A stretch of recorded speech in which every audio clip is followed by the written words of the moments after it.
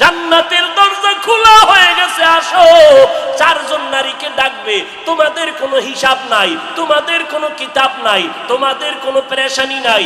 জান্নাতের 8টা দরওয়াজা, সব দরজা দিয়া ডাকবে, আসো। জান্নাতের হুর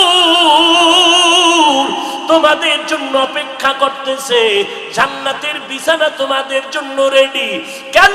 তুই সূর্যের গরম যেন না লাগে, কারণ সূর্যের গরম লাগলে মাথার মগজগুলো টাস টাস করে ফেটে যাবে, একটা সেকেন্ডের আযাব সইতে পারবা না। আসো, কোনো হিসাব নাই, জান্নাতের 8টা দরজা খোলা, কোন দরজা দিয়ে ঢুকবা? আসো। ও এলাকার মা বোনেরা, 4জন নারীকে জান্নাতের 8টা দরজা ডাকবে, এর মধ্যে একজন নারী হবেন আমার নবীর কলিজার বিবি। 2 জন স্বামী বিদায়ের পরে বিধবা 40 বছরের নারী খাদিজা রাদিয়াল্লাহু তাআলা আনহা। এমন আদর্শ জমিনে আর কারো নাই, অমুকের আদর্শের সৈনিক আমরা।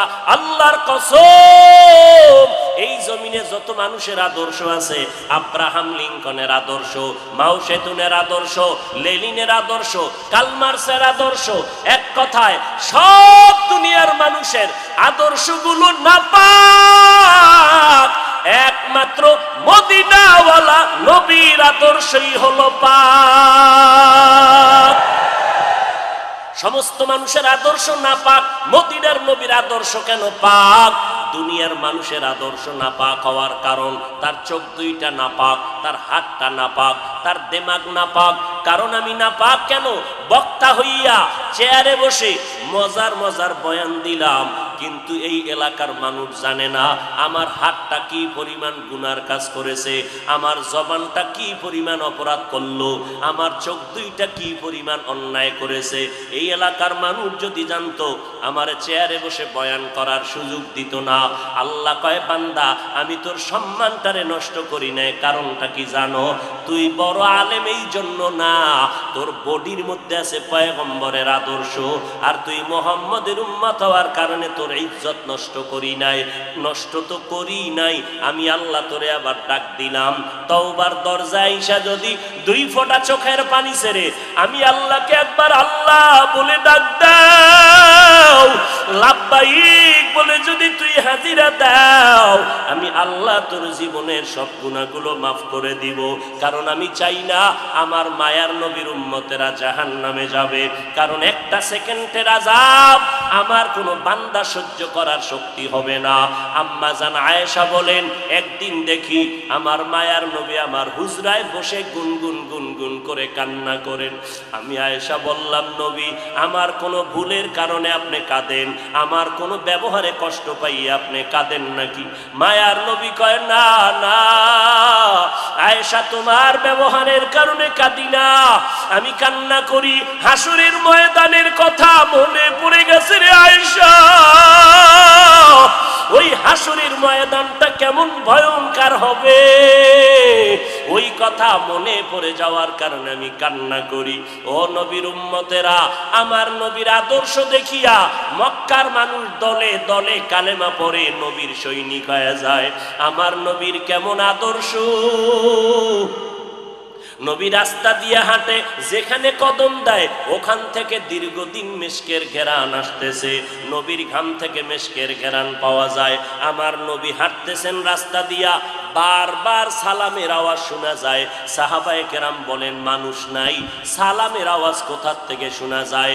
নবী বলেন, ও সাহাবায়ে কেরাম, আমি মুহাম্মদের সুসংবাদ পাইয়া জঙ্গলের হরিণ আমারে সালাম দিয়েছে, জঙ্গলের বাঘ আমারে সালাম জানিয়েছে, জঙ্গলের প্রাণীরা আমারে সালাম দেয়।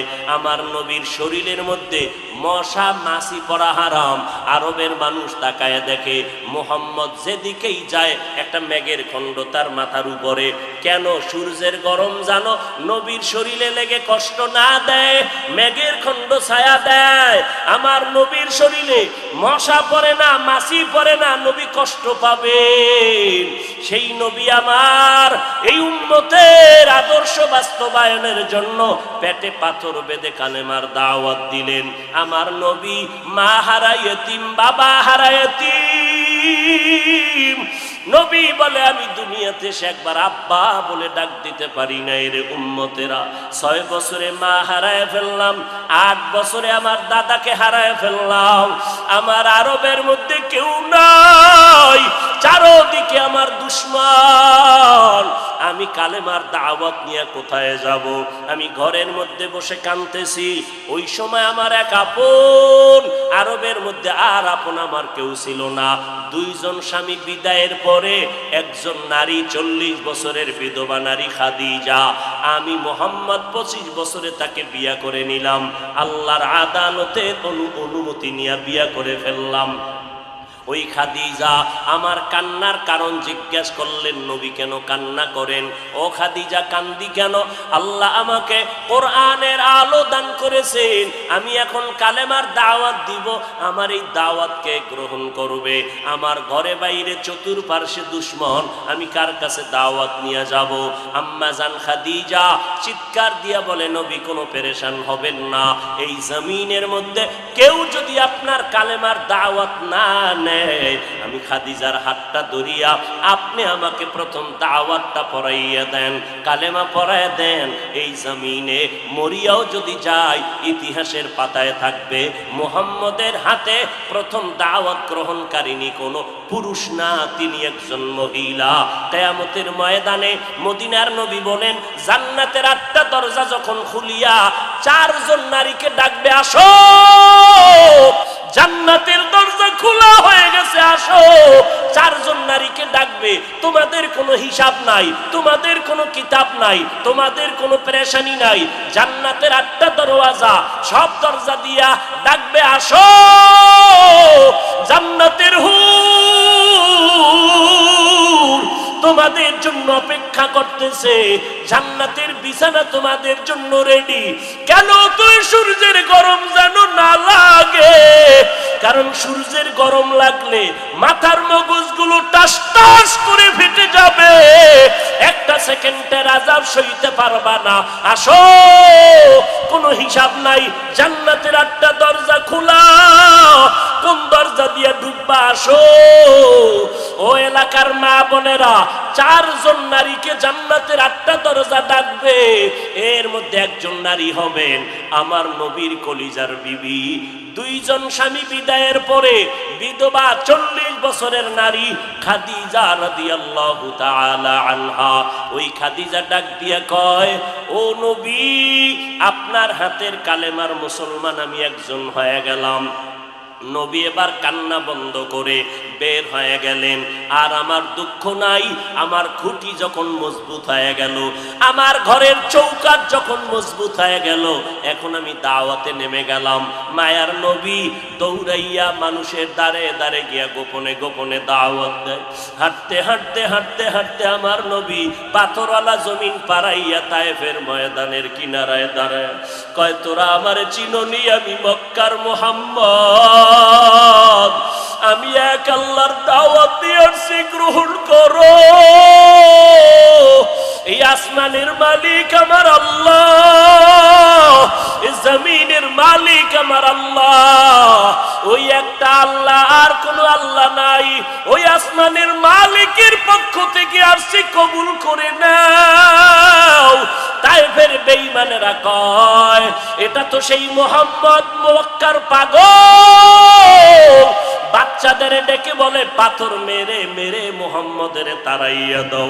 যেই নবীর শরীরের মধ্যে মশা মাছি পড়া হারাম, মেঘের খণ্ড ছায়া দেয়, আমার নবী যেন কষ্ট না পায়। ওই শরীরের মধ্যে কাফেরের গোলামেরা এমন বৃষ্টির মতো পাথর মারতেছে, পাথর পরে পরে নবীর শরীর থেকে রক্ত প্রবাহিত হইয়া জুতা আটকাইয়া গেল।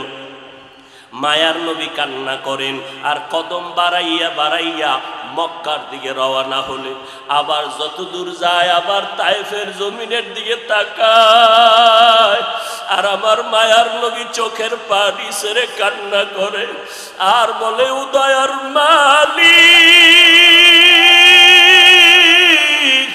তুমি একটু এদের দিলে রহম দাও। আল্লাহ সাথে সাথে জিবরাইলের পাঠায় দিয়ে কয়, জিবরাইল আমি আমার নবীর কান্না সইতে পারি না, যাও যাও। মুসা নবী আমার আশিক, ঈসা নবী আমার আশিক, ইব্রাহিম আমার আশিক, আর আমি আল্লাহ নিজে মুহাম্মদের আশিক। আমার নবীর কান্না সইতে পারি না, জলদি করে যাও রে জিবরাইল। নবীর অনুমতি নিয়া তায়েফের জমিন উল্টাইয়া তায়েফের মানুষগুলো ধ্বংস করে দাও। জিবরাইল আমিন আইসা আমার নবীরে যখন বললেন, নবী বলে, খবরদার ও ভাই জিবরাইল, এই তায়েফের মানুষগুলোকে তুমি মারবা না রে ভাই, কারণ আমি দুনিয়াতে আসছি রহমাতুল লিল আলামিন। আজকে ওরা আমাকে চিনে না, এই জন্য আমারে পাথর মেরে তাড়ায় দেয়। ওরা যদি জানতো আমি মুহাম্মদকে, ওরা তো জানেন আমি মুহাম্মদের বাবা নাই, ওরা জানেন আমি মুহাম্মদের মা নাই, আমি মুহাম্মদ বড় অসহায়। ওরা যদি জানতো আমারে মোহাব্বত করে ওরা আদর করত, পাথর মারতো না। ওরা চিনে না, এই জন্য আমাকে পাথর মেরে তাড়ায় দিতেছে। একদিন যদি কবুল করেন আমার আল্লাহ, ওদের দ্বারা কালেমার খেদমত হবে জমিনের ভিতরে, ওদেরকে মারা যাবে না। ও জিবরাইল এদের উপরে কোনো আঘাত করিও না। আমার মায়ার নবী রক্ত পড়ে জুতা আটকায় গেল। আম্মা জান আয়েশা রাদিয়াল্লাহু আনহা বলেন, ও মুসলমান নবীর আশিক, আমার নবী আদর্শ কায়েমের জন্য রক্ত ঝরাইলেন, পেটে পাথর বাঁধলেন। ও নবীর উম্মতের দল, আজকে সেই নবীরে গালি দেওয়া হয়, ওই নবীর অপরাধী বলা হয়। তুমি নবীর আশিক উম্মতেরা চুপ কেমনে থাকো রে বাবা? মুসলমান সন্তানেরা, যুবকেরা, আজকে নবীর আদর্শের টুপি লাগাইলাম, দাড়িটা লম্বা করলাম, লম্বা জামা পরলাম, কই আমাদের খানাও বন্ধ হয় নাই, আমাদের লেখাপড়া স্বাধীনতাও নষ্ট হয় নাই। তোমাকে কে ধোকা দিল? নবীর আদর্শ মানলে স্বাধীনতা থাকবে না। ও বাবা, তোমার আমার মতো হুজুর না, তোমার লাইনে নজর করে দেখো, তোমার মতো যুবক স্কুল কলেজে পড়ে এক বেলার নামাজও বাদ দেয় না। দাড়িওয়ালা নামাজি ডাক্তার, প্রফেসর, ইঞ্জিনিয়ারের অভাব নাই। বাবা বলো তুমি কেন পারবা না? ও আল্লাহর বান্দারা, তোমার আমার মতো যুবক তাকায়া দেখো, ড্রাইভারি করে নামাজ বাদ দেয় না, তুমি কেন পারবা না? তোমার আমার মতো কত ব্যবসায়ী জেনারেল লাইনে পড়েছে, এক টাকাও হারাম খায় না, এক বেলার নামাজও বাদ দেয় না, কোটি টাকার মালিক, ব্যবসা করে, অভাব নাই, তুমি কেন পারবা না? মনে মনে কি ভাবছো আলেমদের কথা মিথ্যা, আল্লাহর কোরআন মিথ্যা? না রে বাবা না। যদি কোরআন মিথ্যা হইতো, যদি জান্নাত মিথ্যা হইতো, জাহান্নামটা মিথ্যা হইতো।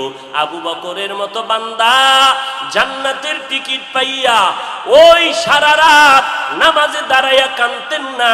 মায়ার নবী বলেন, ও আবু বকর কেন কাঁদেন? বলে, হাসরের ময়দানের ভয়ঙ্কর হালাতের কারণে আমি কান্না করতেছি। আম্মা জান আয়েশা বলেন, নবী যখন কান্না করেন, আমি বললাম নবী কাঁদেন কেন? নবী বলেন, হাসরের ময়দানের কঠিন হালাতের কথা মনে পড়ে গেল। কেমন কঠিন হালাত হবে নবী? আম্মা জানকে আল্লাহর নবী বলেন, আয়েশা, কিয়ামতের ময়দানে মানুষগুলো সব উলঙ্গ দাঁড়াবে। আল্লাহ পাক রব্বুল আলামিন ওই সিরিয়ার জমিনের মধ্যে বসে কাহ্হারিয়াতের সাইনবোর্ড লাগায়া বলবেন, লিমানিল মুলকুল ইয়াউম। আল্লাহ পাকের কুদরতের আওয়াজটা যখন হবে, হাসরের ময়দানটা থরথর করে কেঁপে উঠবে। ওদিকে আল্লাহ বলবে, সূর্য তুই কই? নিচে নেমে আসো। আম্মা জান আয়েশাকে নবী বলেন, ও আয়েশা, ওই হাসরের ময়দানে সূর্যটা যখন নিচে নেমে আসবে, সূর্যের গরমে মাটির জমিনটা পুরে হবে তামা। ওই সময় এমন ভয়ঙ্কর অবস্থা, অপরদিকে জাহান্নামের আওয়াজ। জাহান্নাম বলবে, ও দয়ার মালিক, গুনাহগার গুলো আমার পেটের ভেতরে দাও, আমার পেটে ক্ষুধা লাগছে, তাড়াতাড়ি গুনাহগার গুলো দাও। আল্লাহর নবী বলে, আয়েশা, ওই হাসরের ময়দানে যেই নবীদের কোনো গুনাহ নাই, একজন নবীরও কোনো অপরাধ নাই, কিন্তু সেই নবীরা হাসরের ময়দানের ভয়ঙ্কর হালাত দেখিয়া উম্মতেরে ভুলে যাবে, নিজেদেরকে বাঁচানোর জন্য হাউমাউ করে কাঁদবেন আর নাফসি নাফসি নাফসি বলে কাঁদবেন। মূসা নবী উম্মতেরে ভুলিয়া নিজেকে বাঁচানোর কান্না করবেন, আদম নবী কান্না করবেন নাফসি বলে। আম্মা জান আয়েশা বলেন, নবী ওই হাসরের ময়দানে আপনি কি করবেন? মায়ার নবী কাঁদেন আর বলেন, আয়েশা, ওই কঠিন সময় আমি মাওলার কাছে সিজদায় পড়ে কাঁদবো। ওই সময় আমি আমার নিজের জন্য চিন্তা করব না, আমি কেঁদে কেঁদে বলবো, আমার উম্মত গুলো কই? ও আল্লাহ, আমার উম্মত গুলো জান্নাতে দাও। একটা উম্মত জাহান্নামে গেলে আমি মুহাম্মদ জান্নাতে যাব না রে আল্লাহ। ও নবীর আশিকের দল, ওই আল্লাহর নবীর কথা মিথ্যা মনে করিও না রে বাবা। আমার নবী 63 বছরের জীবনে একটা মিথ্যা কথা বলেন না রে নবীর আশিক। কেন তুমি আজকে নবীর তরিকা মতো চলো না? চাকরিও যাবে না, লেখাপড়াও যাবে না, ডাক্তারি পড়ো, ইঞ্জিনিয়ারিং পড়ো, প্রফেসর হও, কিন্তু নবীর তরিকার মালাটা গলায় লাগাও, মা বাবার দোয়া নিয়ে সামনে আগাও। কারণ মা বাবার চোখের পানি ছাড়া জমিনের মধ্যে আর কারো দোয়ায় আগানো যায় না। আজকে মা বাবার চোখের পানিতে চেয়ারে বসলাম, তুমি টাকা পয়সা বাড়ি গাড়ির মালিক, মা বাবার চোখের পানির কারণে পরীক্ষায় ভালো নাম্বার পেয়েছো মা বাবার দোয়ার কারণে। ওই মা বাবার দোয়া নিয়ে তওবা করো আর নবীর সুন্নতের মালা গলায় লাগাও, উলামায়ে আহলে হকের পরামর্শ নিয়ে আগাও। কারণ গুনাহগার হইয়া কবরে গেলে উপায় নাই, গুনাহগার হইয়া হাসরের ময়দানে দাঁড়াইলে উপায় নাই। উসমান রাদিয়াল্লাহু তাআলা আনহু কবরের কিনারা দিয়া গেলে হাউমাউ করে কান্না করতে।